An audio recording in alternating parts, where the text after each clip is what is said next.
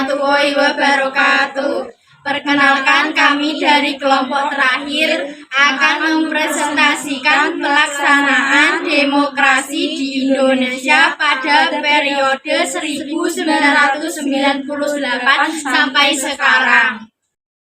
Penyimpangan-penyimpangan yang terjadi pada masa pemerintahan Orde Baru pada akhirnya membawa Indonesia pada krisis multidimensi yang diawali dengan badai krisis moneter yang tidak kunjung reda.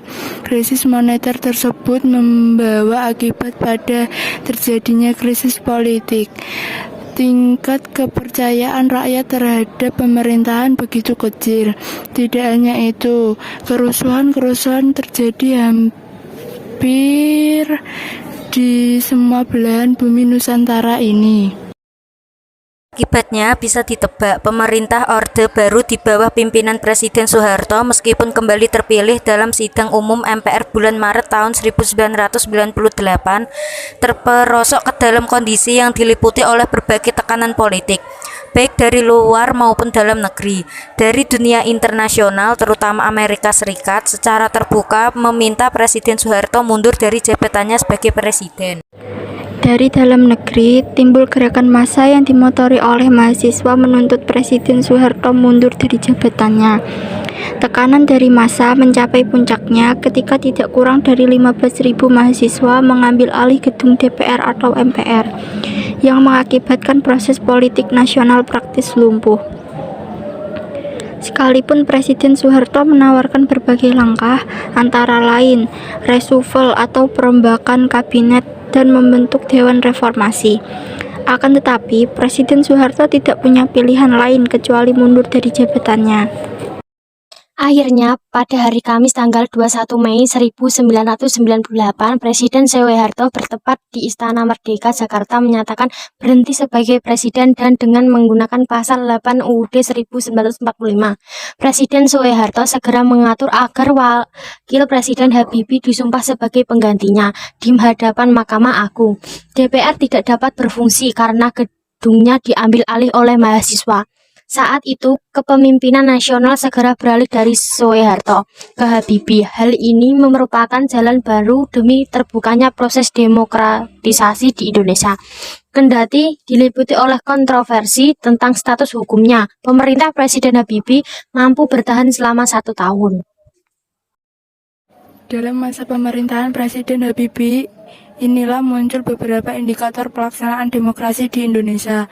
Pertama, diberikannya ruang kebebasan pers sebagai ruang publik untuk berpartisipasi dalam berbangsa dan bernegara. Kedua, berlakunya sistem multipartai dalam pemilu tahun 1999.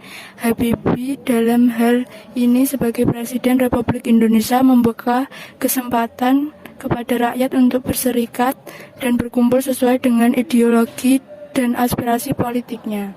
Dua hal yang dilakukan Presiden Habibie di atas merupakan fondasi yang kuat bagi pelaksanaan demokrasi Indonesia pada masa selanjutnya.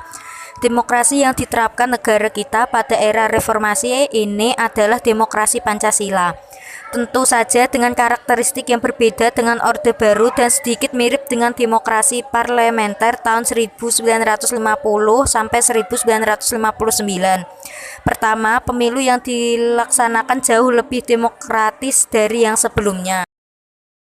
Sistem pemilu yang terus berkembang memberikan jalan bagi rakyat untuk menggunakan hak politiknya dalam pemilu. Bahkan puncaknya pada tahun 2004, rakyat dapat langsung memilih wakilnya di lembaga legislatif, dan presiden atau wakil presiden pun dipilih secara langsung.